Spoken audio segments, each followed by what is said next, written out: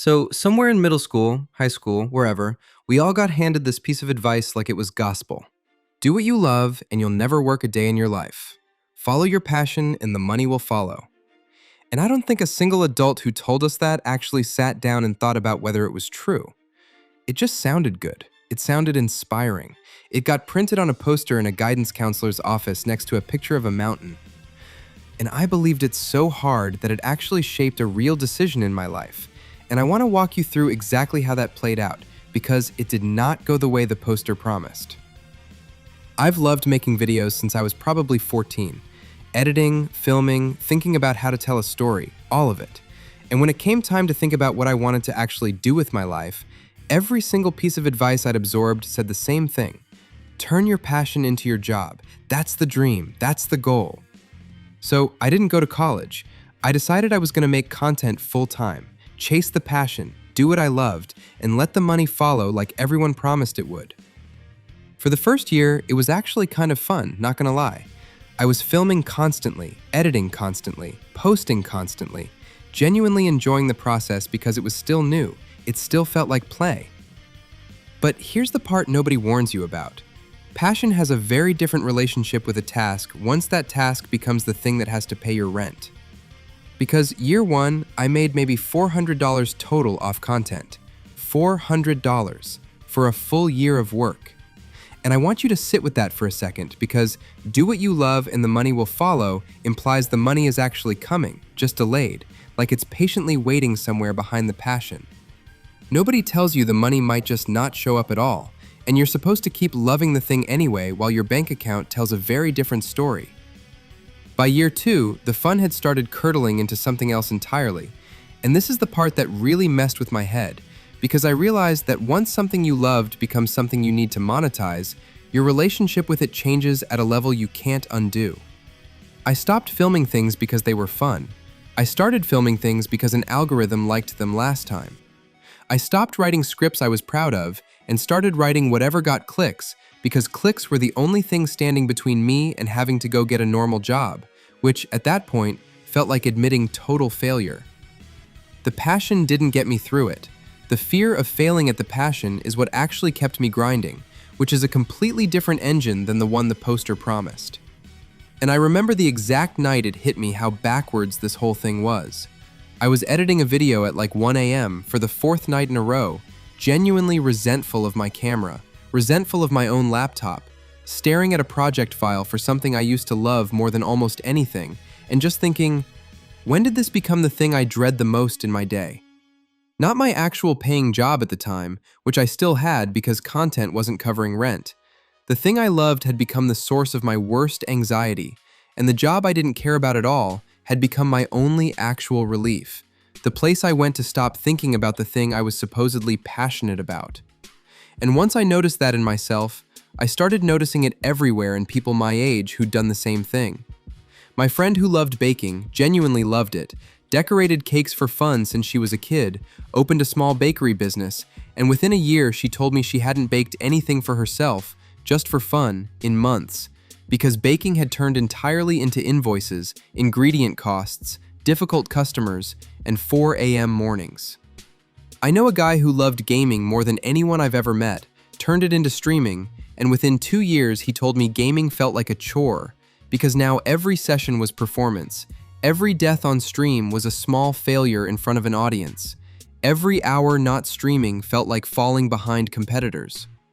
Across basically every person I know who chased this advice literally, the exact thing that made the activity feel like love in the first place, the freedom, the lack of stakes, doing it purely because you wanted to, is the exact thing that monetizing it destroyed.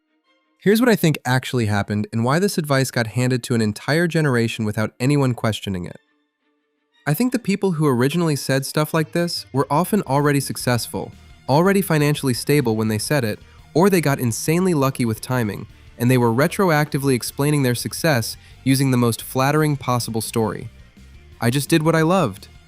Instead of the messier, more accurate story, which usually involves luck, timing, connections, or a financial cushion most of us don't have.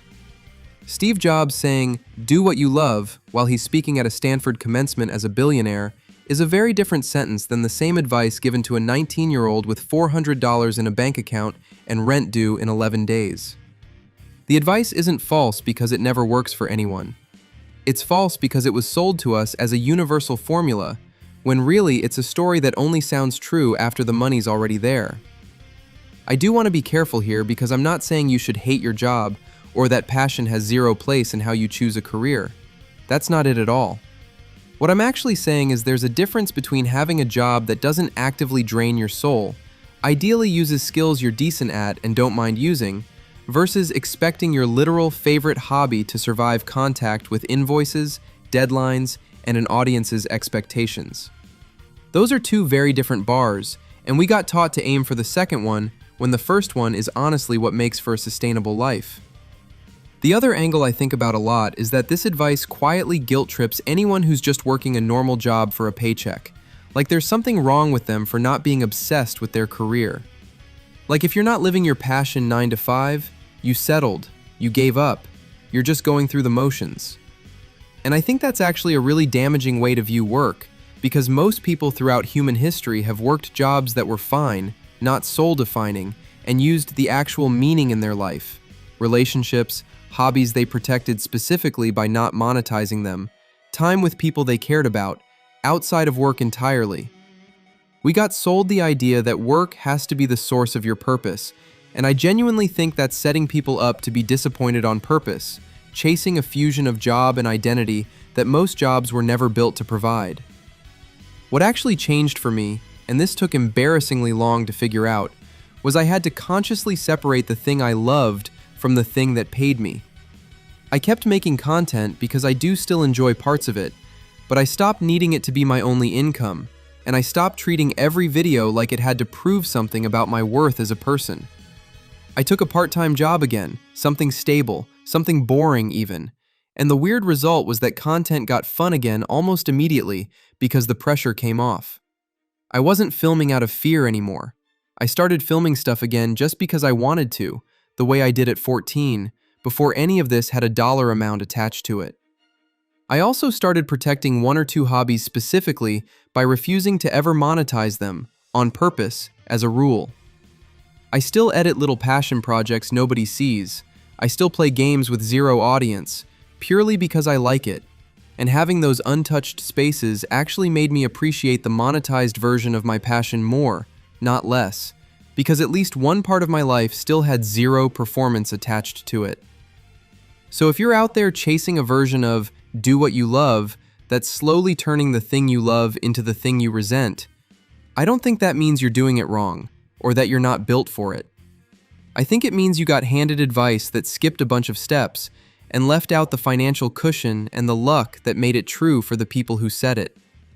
Find work that doesn't wreck you, and then guard your actual passions with your life, because the second everything you love has to also pay your rent, you might lose the one thing you actually had going for you in the first place.